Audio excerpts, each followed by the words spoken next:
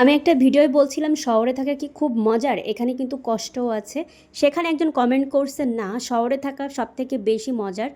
তো ঠিক আছে, সব জায়গায় কিছু সুবিধা আর অসুবিধা থাকে।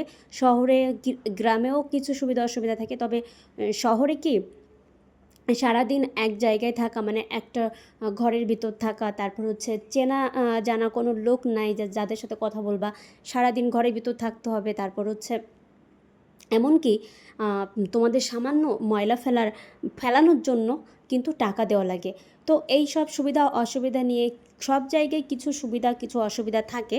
শহরেও কিছু সুবিধা অসুবিধা আছে, বাট আমার মনে হয় শহরে থাকার জীবনটা আসলে অন্যরকম। কারণ সব সময় ঘরের ভিতর থাকতে হয়, মানে খাঁচায় বন্ধ থাকার মতো, ঠিক আছে। ঘরের থেকে বাইরে বেরোনোর কোনো উপায় নেই, নেই কোনো চেনা জানা লোক যে যাদের সাথে কথা বলবা, ঠিক আছে। তো এই সব দিক থেকেই বলছিলাম। আর গ্রামে এই দিক থেকে অনেক সুন্দর। তো এইসব কারণেই